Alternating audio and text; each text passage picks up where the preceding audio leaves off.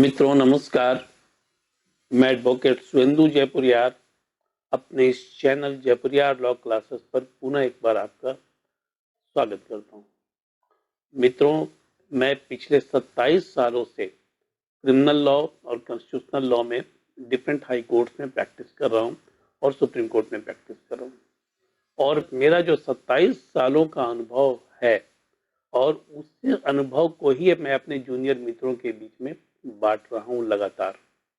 YouTube के माध्यम से, ये यूट्यूब का जो चैनल है उसके माध्यम से लगातार ही मैं अपने जूनियर फ्रेंड्स को जानकारी देने की कोशिश कर रहा हूं कि मैंने जो कुछ सीखा और जो कुछ मैं सीख रहा हूं, यद्यपि मैं नहीं कर सकता कि मैंने सभी कुछ सीख लिया है। लॉ एक ऐसी चीज़ है जिसमें कि हर दिन आप सीखते हैं और मुझे लगता है कि प्रैक्टिस के अंतिम समय तक भी लोग सीखते ही रहते हैं और मैं तो सीख ही रहा हूँ। तो मैं जो कुछ सीख रहा हूँ या जो कुछ मैंने सीखा है वो मैं आप लोगों को बांटने की कोशिश करता हूँ। मुझे लगता है कि मैंने जो कुछ सीखा है वो आप लोगों तक जाए और मैंने प्रारंभिक दौर में जो कठिनाइयाँ फेस की है अपने प्रैक्टिस के प्रारंभिक समय में, वो हमारे जूनियर फ्रेंड्स को नहीं फेस करना पड़े। मेरा पूरा पर्पस यही है और इस यूट्यूब चैनल का पर्पस भी यही है।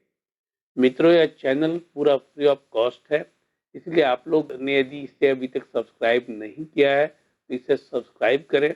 आपके जो वकील मित्र हैं या फिर जो आपके जूनियर हैं जो अभी वकालत की पढ़ाई कर रहे हैं, उन्हें भी यह सारा वीडियो शेयर करें जिससे कि उनको भी ज़्यादा से ज़्यादा इसका फायदा मिल सके। और मैं फिर एक बार आपको कहूँगा मित्रों कि नॉलेज को सिर्फ जानने की चीज़ नहीं है, सिर्फ इसे बांटने की चीज़ भी है। आप यदि इसकी जानकारी हासिल कर लेते हैं तो सिर्फ अपने मन में रखते हैं तो इसका फायदा नहीं मिलता है। आप इसे जितना ज़्यादा बांटेंगे उतनी ही आपकी जानकारी भी प्रखर होगी, उतनी ही जानकारी आपकी बेहतर होगी और आपकी अंडरस्टैंडिंग भी बेहतर होगी। इसीलिए आप खुद तो इस चीज़ को देखें ही, वीडियो को देखें ही और दोस्तों को भी शेयर करें। इस वीडियो में जो प्रावधान दिए गए हैं उसे अपने कॉलीग्स के साथ डिस्कस करें जिससे कि आपको बेहतर से बेहतर समझ डेवलप हो सके। मित्रों, जैसा कि मैंने आप लोगों को कहा कि मैं इंडियन एविडेंस एक्ट की पूरी सीरीज आप लोगों के सामने रखने जा रहा हूँ, तो इसी क्रम में मैं आप लोगों को इंडियन एविडेंस एक्ट के सेक्शन 3 की चर्चा करूंगा। सेक्शन 3 बहुत ही महत्वपूर्ण है पूरे एविडेंस एक्ट को समझने के लिए। इंडियन एविडेंस एक्ट की कुंजी, लेकिन की यदि कहीं पर है तो वह सेक्शन 3 में है। यदि आप सेक्शन 3 को समझ लेते हैं तो आप ये जान लीजिए कि पूरे जो 167 सेक्शंस हैं, उन 167 सेक्शंस को आप बेहतर तरीके से समझ पाएंगे, क्योंकि वह पूरे आगे के पूरे सेक्शंस में इन सारी चीज़ों की चर्चा आपको मिलती रहेगी। तो इसीलिए इसमें जो व्याख्या की गई है चीज़ों की, उसकी चर्चा मैं यहाँ पर करूँगा जो सेक्शन 3 में। लेकिन उसके पहले एविडेंस एक्ट काम कैसे करता है ये आप लोगों को जानना जरूरी है। एविडेंस एक्ट जो है वह काम कैसे करता है।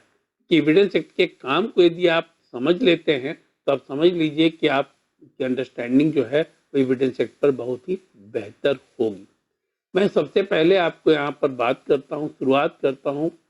कोई घटना घटित होती है, कोई केस जब होता है तो वह केस जो होता है उसमें वह घटना के चलते होता है। जैसे मान लीजिए कोई घटना घटित हुई मर्डर की, या फिर घटना घटित हुई डकैती की, घटना घटित हुई चोरी की, घटना घटित हुई रेप की, तो यह घटना है और इसी के आधार पर एफआईआर बनता है, तो वहां पर वह केस तैयार होता है। ठीक है ना।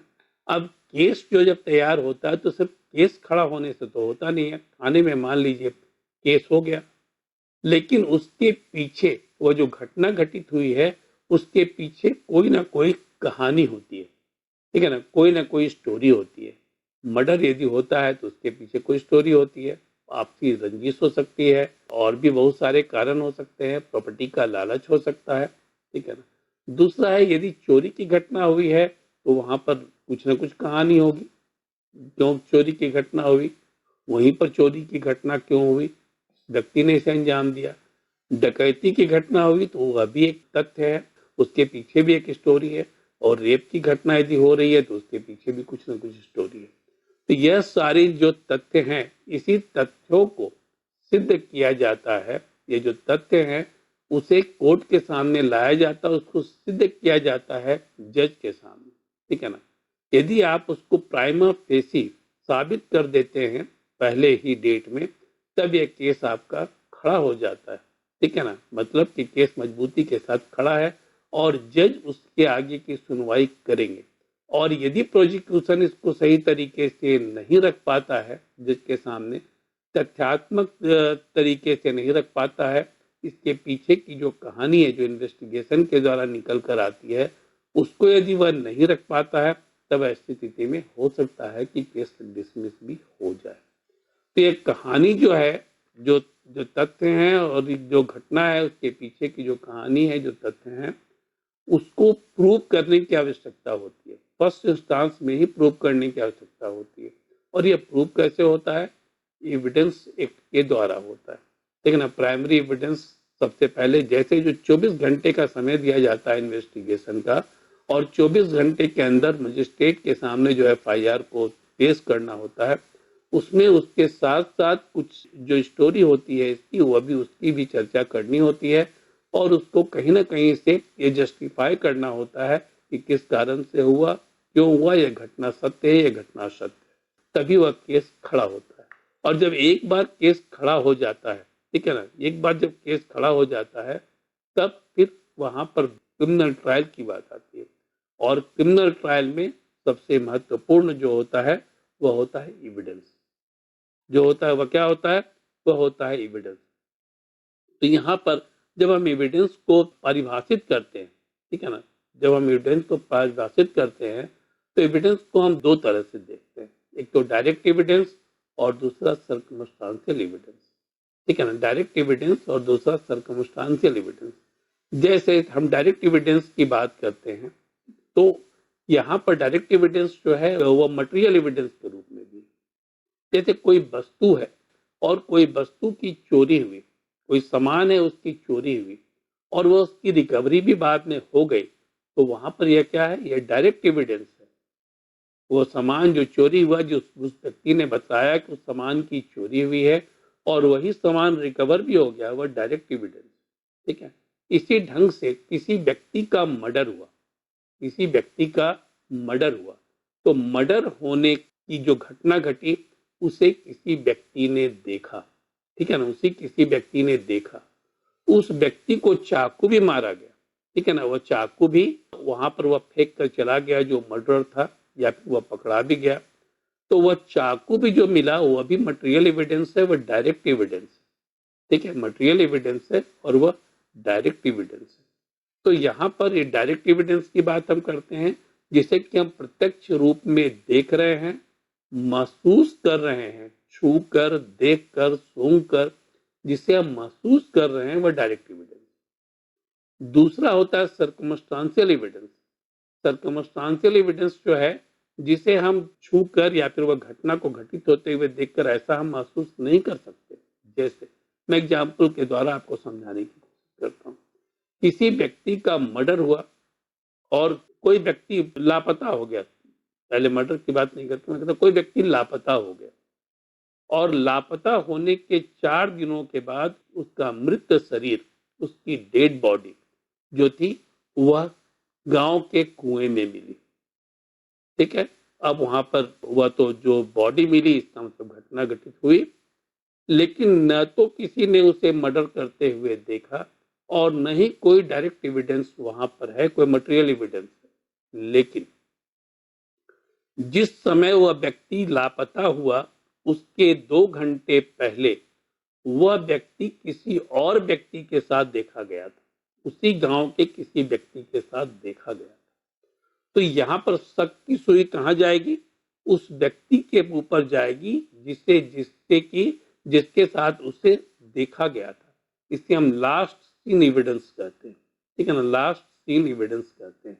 मतलब कि अंतिम बार जिसके साथ देखा गया, क्योंकि डायरेक्ट एविडेंस आपके पास है नहीं, मर्डर होते हुए किसी ने देखा नहीं है, कुएं में लाश को फेंकते किसी ने देखा नहीं है, कोई सामान वहां पर मौजूद नहीं है, कोई वहां पर वैसा सबूत मौजूद नहीं है जिससे पता चला कि किसने मारा है, कैसे मारा है, लेकिन अब यहाँ पर लापता होने के 2 घंटे पहले वह व्यक्ति उसके साथ था, तो सीधे शक किस पर जाएगा?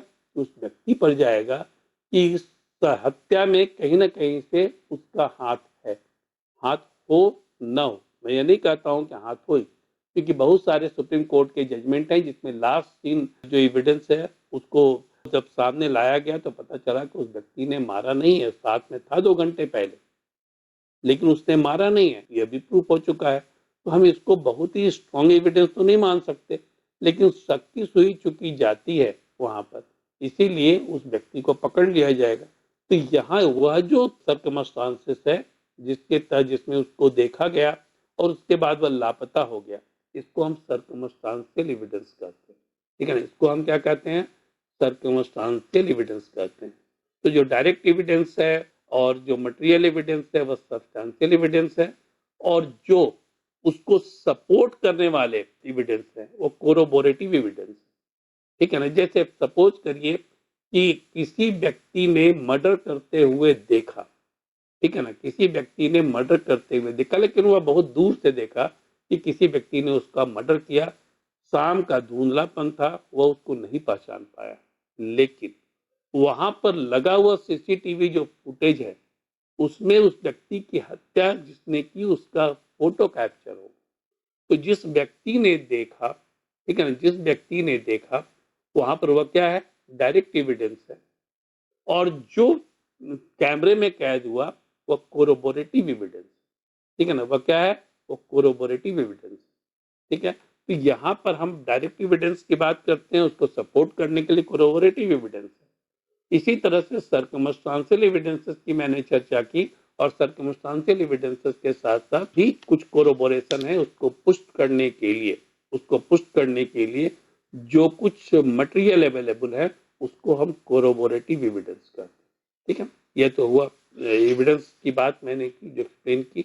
एविडेंस एक्ट काम कैसे करता है वो मैंने अभी आप लोगों को बताया कि एविडेंस एक्ट को इन्वेस्टिगेशन के दौरान, जब कोई केस होता है तो इन्वेस्टिगेशन होता है उस केस का, इन्वेस्टिगेशन के दौरान बहुत सारे मटेरियल प्रूफ मिलते हैं, बहुत सारी चीजें मिलती हैं, वो प्रूफ हो या ना हो मैं नहीं जानता हूँ यहाँ पर, और मैं उसकी बात भी नहीं कर रहा हूँ। बहुत सारी मटेरियल चीजें मिलती है, बहुत सारे आई विटनेस मिलते हैं और उनका स्टेटमेंट लिया जाता है। ठीक है ना, जो मटेरियल मिला उससे कलेक्ट किया जाता है और तब उसको कोर्ट के सामने प्रस्तुत किया जाता है। ठीक है ना, अब यह वांछित तरीके से मिला, अवांछित तरीके से मिला, इससे कोर्ट को कोई लेना देना नहीं। कोर्ट यह नहीं कह सकता है कि इसे आपने अवांछित तरीके से प्राप्त किया है। ठीक है ना, कोर्ट यह नहीं कह सकता है कि उसे आपने अवांछित तरीके से प्राप्त किया है। तो कोई भी जो मटेरियल मिलता है उसको कोर्ट के सामने पुट किया जाता है, एड्यूस किया जाता है, और वह कोर्ट उसके बाद डिसाइड करता है कि इसमें कितना डिग्री तक इसको हमको एक्सेप्ट करना है, डिग्री ऑफ जो प्रूफ है, डिग्री ऑफ जो स्टैंडर्ड है, उसके कहाँ तक मुझे इसको अप्रूव करना है, उसे एक्सेप्ट करना है। उसके आधार पर जज जो है उसको एक्सेप्ट करता है, उसको या तो वह अप्रूव करेगा, मतलब कि वह उसको एक्सेप्ट करेगा, या फिर उसको वह डिसअप्रूव करेगा, मतलब वह उसको रिजेक्ट करेगा। ठीक है, तो इस ढंग से काम करता है जब एविडेंस एक्ट। और जब वह अप्रूव कर देता है, जज के द्वारा जब अप्रूव कर दिया जाता है, कोर्ट के द्वारा जब अप्रूव कर दिया जाता है जब एविडेंस को, तब उसके बाद शुरू होता है ट्रायल, जहां पर उसकी विवेचना स्टार्ट होती है, जहां पर उसकी एनालिसिस स्टार्ट होती है, जहां पर पक्ष और विपक्ष की बातें होती है, जहां पर उसका एग्जामिनेशन और क्रॉस एग्जामिनेशन होता है। ऐसा नहीं कि प्रोसिक्यूशन ने कोई एविडेंस दे दिया या फिर डिफेंस ने कोई एविडेंस दे दिया तो उसी रूप में मान लिया जाता है। उसके बाद जो पक्ष के वकील हैं या विपक्ष के वकील हैं वो एग्जामिन करते हैं, ठीक है, उसको एग्जामिन करते हैं, क्रॉस एग्जामिन करते हैं। जो क्रॉस एग्जामिनेशन का जिसमें गुंजाइश नहीं है उसे एविडेंस के रूप में एक्सेप्ट नहीं किया जा सकता। जैसे एफिडेविट को यह नहीं माना जाता है कि एफिडेविट जो है वह साक्ष्य है, क्योंकि उसका क्रॉस एग्जामिनेशन नहीं है। ठीक है, अब मैं बात कर रहा हूँ कि बहुत सारे जो एविडेंस के जो प्रकार हैं उसकी मैं बात करूँ, और किसको एविडेंस नहीं माना जाता है उसकी भी मैं बात। सबसे पहले मैं बात करता हूँ, जब मैंने ये कहा कि कोई घटना घटित होती है तब एफआईआर होता है, तो एफआईआर को क्या माना जाता है कि वह सबूत है, वह साक्ष्य है, क्या उसको माना जाता है या उसको नहीं माना जाता है, इस बात को हमें जानना जरूरी है। लेकिन इस एफआईआर के पहले मैं आपको सबसे पहले बतला दूं कि सेक्शन 3 के सब सेक्शन 1 में, सेक्शन 3 के सब सेक्शन 1 में ओरल एविडेंस की बात की गई है। ठीक है ना। ओरल एविडेंस क्या होता है? ओरल एविडेंस होता है कोई स्टेटमेंट, स्टेटमेंट जो पुलिस को दिया गया है और जो कोर्ट में दिया गया है। ठीक है ना। कोई भी ओरल स्टेटमेंट जो पुलिस में दिया गया है और जो कोर्ट में दिया गया, यह ओरल एविडेंस किसको कहते हैं? जो आई विटनेस होता है या फिर जो हियरसे विटनेस होता है और जो कोर्ट में इस कहानी की बात करता है, इस घटना की बात करता है, ठीक है ना, इस फैक्ट की बात करता है, उसको हम ओरल एविडेंस कहते हैं। इस ओरल एविडेंस की इंक्वायरी होती है और तब जाकर उसको वहां पर सत्य माना जाता है या फिर उसको असत्य माना जाता है। दूसरा है डॉक्यूमेंट्री एविडेंस। जो कोई भी मटेरियल जो कि मान लीजिए कि इन्वेस्टिगेशन के दौरान मिलता है, जैसे कि मान लीजिए कोई सामान ही मिला, ठीक है ना, कोई रिटन स्टेटमेंट मिला, कोई आपको डाइंग डिक्लेरेशन मिला, आपने सुसाइडल नोट मिला, इन सारी चीजों को डॉक्यूमेंट्री एविडेंस कहते हैं। डॉक्यूमेंट्री एविडेंस को बहुत ही पावरफुल एविडेंस माना जाता है। डॉक्यूमेंट्री एविडेंस को बहुत ही पावरफुल एविडेंस माना जाता है। इसकी बात सेक्शन 3 के सब सेक्शन 2 में की गई है। सेक्शन 3 के सब सेक्शन 2 में की गई है। अब इसी तरह से रियल विटनेस एविडेंस की भी बात कही गई है। रियल एविडेंस किसको कहते हैं? जिसको कि थर्ड कैटेगरी ऑफ एविडेंस के रूप में हम देखते हैं। ठीक है। यह जो है, जैसे मान लीजिए कोई फोटोग्राफ्स, किसी ने क्लिक कर लिया कोई फोटोग्राफ कोई हत्या होते हुए या कोई घटना घटते हुए, ये फोटोग्राफ भी वो एविडेंस है, रियल एविडेंस है। या फिर सीसीटीवी फुटेज में वो आ गया कि वह घटना घटी, ये क्या है? ये रियल एविडेंस है। ठीक है ना। मेक इट ए पॉइंट, ये रियल एविडेंस है। या फिर जो मर्डर वेपन है वो भी क्या है? वो रियल एविडेंस है। ठीक है। और तीसरा ब्लड स्टेन्ड क्लॉथ, ब्लड लगा हुआ क्लॉथ। जैसे मान लीजिए कि रेप के केस में यदि किसी लड़की का रेप किया गया है और उसके शरीर से, यदि उसके अंगों से खून निकला है और वह खून उस एक्यूज जो अपराधी है उसके कपड़े में मिलता है, तो यहाँ पर जो हुआ वह रियल एविडेंस, ठीक है ना, वह रियल एविडेंस के रूप में देखा जाता है उसको। या फिर वह कुछ सीमेन का जो स्टेन मिलता है उसके कपड़े पर, उसको भी रियल एविडेंस माना जाता है, चाहे वह लड़की के कपड़े पर हो, चाहे वह जो एक्यूज है उसके कपड़े पर, लड़के के कपड़े पर वहां पर हो, तो उसको हम क्या कहते हैं? रियल एविडेंस कहते हैं। अब मैं बात कर रहा था आप लोगों को सेक्शन 3 सब सेक्शन 1 की ओरल एविडेंस।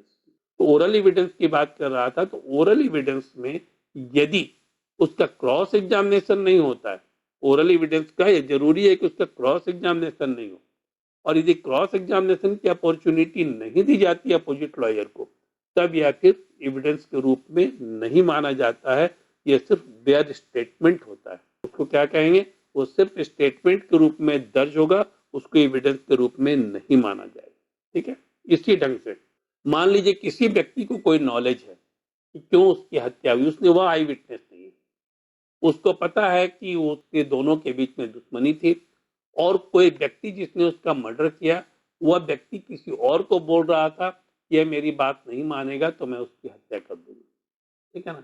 यह व्यक्ति आकर यहाँ पर स्टेटमेंट यदि देता है तब, और उसका क्रॉस एग्जामिनेशन होता है, तो यहाँ पर यह ओरल विटनेस माना जाएगा। और यह ओरल विटनेस बहुत ही इंपॉर्टेंट विटनेस होता है, जो इस ढंग का विटनेस होता है, जो सर्कमस्टांसेस की बात करता है, जो दोनों के दुश्मनी को भी जानता है, तो यह ओरल विटनेस जिसका क्रॉस एग्जामिनेशन होता है वह इंपॉर्टेंट एविडेंस माना जाता है। तीसरा, सपोज करिए कि कोई जज जो कुर्सी पर बैठकर फैसला कर रहा है, उसके कोर्ट में वो कोई मुकदमा गया और वह जज उस चीज को जानता है, ये जो घटना घटी है, जो व्यक्ति एक्यूज मेरे के सामने खड़ा है उसने ही मारा है उस व्यक्ति को, यह उसको पता है, भली बात।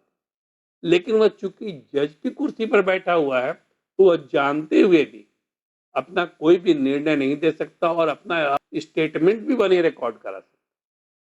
जज जो उस कुर्सी पर बैठा हुआ है और यदि एविडेंस जो है, वो एविडेंस जो है वह उस एक्यूज के फेवर में चले जाते हैं, तब जज के सामने मजबूरी है कि उसको वह रिहा करे।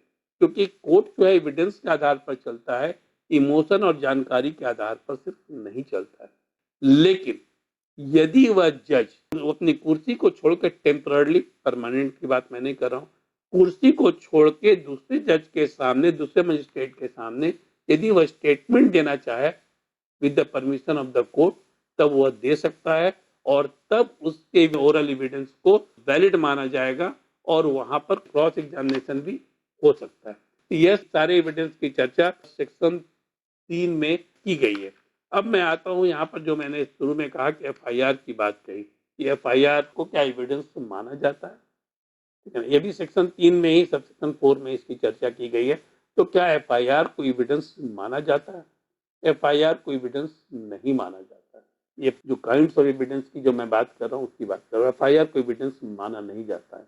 एविडेंस सिर्फ एक जानकारी के लिए है कि थाने को इस बात की जानकारी दे दी गई कि यहाँ पर यह घटना घटित हुई है और वह कोर्ट में उसको पेश कर दिया जाता है। एफआईआर के आधार पर सिर्फ क्रॉस एग्जामिनेशन नहीं हो सकता है।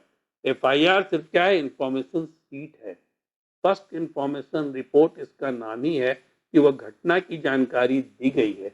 उस घटना के आधार पर पुलिस जो है वो इन्वेस्टिगेशन करती है, वह एविडेंस के रूप में उसको एड्यूस कोर्ट में नहीं किया जाता है, लेकिन कोर्ट में वह एफआईआर मौजूद रहता है, क्योंकि बाद में सारे जो एविडेंस हैं उसके साथ उसको कोरोबोरेट कराया जाता है कि एफआईआर में जो कहा गया है, एफआईआर में जो लिखा गया है और जो एविडेंस जो कर रहे हैं, तो वह एविडेंस कितना मैच कर रहा है। तो एफआईआर उसकी वैलिडिटी को, उसकी वेरासिटी के लिए आवश्यक है और एफआईआर किसी घटना को, किसी केस को आगे बढ़ाने के लिए आवश्यक है, लेकिन ये एविडेंस नहीं है।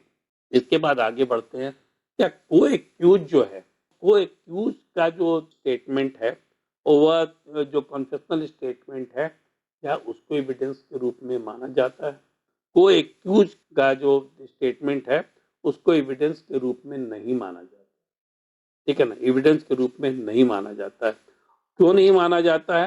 क्योंकि वह को एक्यूज जो है अपने आप को बचाने के लिए किसी को फंसा सकता है और यहाँ पर क्रॉस एग्जामिनेशन की भी गुंजाइश को एक्यूज के केस में नहीं रहती है, इसीलिए इसको स्ट्रॉन्ग एविडेंस नहीं माना जाता है।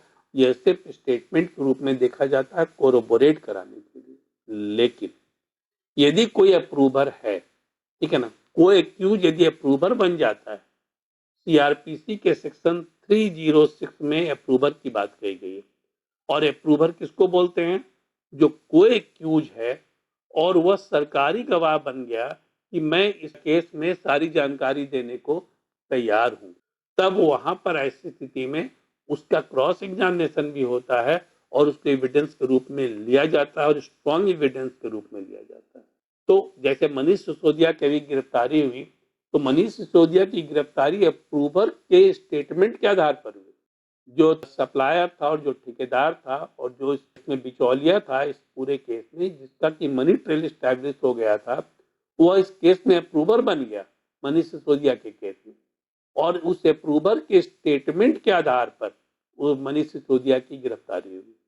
मनीष सिसोदिया और अरविंद केजरीवाल ने बहुत स्मार्टली काम किया था, कोई एविडेंस तो छोड़ा नहीं था, एविडेंस को इन्होंने डिस्ट्रॉय कर दिया था, लेकिन मनी ट्रेल के आधार पर ये सारी चीजें पकड़ में आ गई और जो बिचौलिया था, जो इंटरमीडियरी था इस सब के बीच का, वह उससे यह पता चला कि कहीं ना कहीं पर सिसोदिया का हाथ है और बाद में वह अप्रूवर बन गया और इसकी स्टेटमेंट के आधार पर बाद में वहां पर गिरफ्तारी हुई और वो एविडेंस को भी उसने जो है वह अवेलेबल करवा दिया, ठीक है ना। वो किसी न किसी तरीके से वो अवेलेबल हो गया।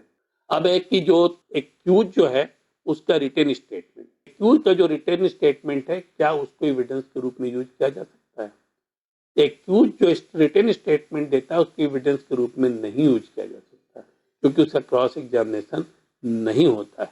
वो एक्यूज अपने बचाव में जो कुछ स्टेटमेंट देता है वो एविडेंस नहीं है, वो सिर्फ बचाव की दलील है जिसको कि स्टेटमेंट नहीं माना जाता। आप लोगों को मैंने अपने पुराने बहुत सारे वीडियो में सीजर लिस्ट की बात की, एविडेंस एक्ट के सेक्शन 3 के सब सेक्शन 6 में सीजर लिस्ट की चर्चा की गई। ये सीजर लिस्ट को भी जो है वह का जो कंटेंट है और स्टेटमेंट जो है और जो साइन लिया गया लोगों से, वह इसको इस एविडेंस के रूप में कंस्टिट्यूट किया जाता है, एविडेंस के रूप में उसको देखा जाता है। तो यहाँ पर जो भी चीजें हैं बाद में उसको क्रॉस एग्जामिन भी कराया जाता है, लोगों से जो स्टेटमेंट दिया गया है उसका विटनेस भी लिया जाता है। तो इसको जो है विटनेस के रूप में लिया गया है। फिर जो रिकॉर्डेड टेप है, रिकॉर्डेड टेप जो है वो अभी उसको डॉक्यूमेंट्री एविडेंस के रूप में एड्यूस किया जा सकता है। यदि कोई घटना घटी या किसी व्यक्ति ने किसी को जान मारने की धमकी दी और वह रिकॉर्डेड है, या फिर कोई फिरौती मांगी वह रिकॉर्डेड है, तो रिकॉर्डेड जो स्टेटमेंट है वह डॉक्यूमेंट्री एविडेंस के रूप में कोर्ट में पेश किया जाता है और यह बहुत ही इंपॉर्टेंट विटनेस के रूप में सामने आता है। सुप्रीम कोर्ट में इस पर एक जजमेंट भी है, स्टेट वर्सेस नवजोत संधू 2003 का केस है, सुप्रीम कोर्ट में रिपोर्टेड केस है, सुप्रीम कोर्ट के 2003 के वॉल्यूम 6 में पेज 641 में। यहाँ पर जो रिकॉर्डेड टेप है उसको डॉक्यूमेंट्री एविडेंस के रूप में पेश किया गया है और इसको सुप्रीम कोर्ट में भी बहुत ही स्ट्रांगली को एक्सेप्ट किया है। अब उसके बाद आता है ट्रैकर्स डॉग, जो खोजी कुत्ते होते हैं। आपने आफ्ताब के केस में देखा होगा, जो आपने 36 टुकड़ों में अपनी पत्नी या फिर प्रेमिका जो थी उसके 100 को 36 टुकड़ों में बांट दिया था, 36 या 35 टुकड़ों में बांट दिया था, फ्रिज में रख दिया था, उसे महरौली के जंगल में जाकर वो फेंक दिया। बाद में जो है वह ट्रैकर डॉग के माध्यम से उसको ढूंढा गया, उसकी हड्डियों को जो ढूंढा गया, फॉरेंसिक लैब में उसको भेजा गया, पता चला कि हाँ उसी लड़की का वह उसका हड्डी है। तो ये ट्रैकर डॉग ने जो एविडेंस को कलेक्ट किया, बाद में उसको इंडोर्स भी किया गया लैब के द्वारा। जो ट्रैकर डॉग है उसके एविडेंस को साइंटिफिक एविडेंस के रूप में मानता है, एविडेंस है, ठीक है ना, साइंटिफिक एविडेंस के रूप में मानता है। हालांकि बहुत सारे केस में कोर्ट इसको एक्सेप्ट नहीं करता है, लेकिन एविडेंस एक्ट में उसको साइंटिफिक एविडेंस के रूप में मानता है। इसी ढंग से इलेक्ट्रॉनिक एविडेंस की जब हम बात करते हैं तो इलेक्ट्रॉनिक एविडेंस भी बहुत इंपॉर्टेंट एविडेंस है। जैसे यदि आपने किसी को मेल किया है या फिर कोई डॉक्यूमेंट है जो कि आपके हार्ड डिस्क में है, ये सारे जो डॉक्यूमेंट हैं वह इलेक्ट्रॉनिक एविडेंस के रूप में।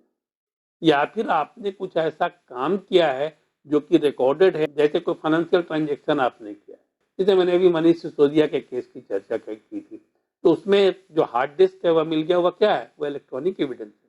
तो इलेक्ट्रॉनिक एविडेंस को भी बहुत ही इंपॉर्टेंट एविडेंस के रूप में और डॉक्यूमेंट्री एविडेंस के रूप में मान्यता दी गई। तो मैं आगे जब एविडेंस को आगे पढ़ाऊंगा 65A 65B सब चर्चा में करूंगा, तो उसमें मैं इलेक्ट्रॉनिक एविडेंस की चर्चा बहुत डिटेल में भी करूंगा और उससे संबंधित जो केस फ्लो है उसकी भी चर्चा मैं करूंगा। तो ये सारे जो इलेक्ट्रॉनिक एविडेंस है उसको भी एविडेंस एक्ट के रूप में मान्यता देता है, एविडेंस एक्ट और कोर्ट भी उसको मान्यता देता है।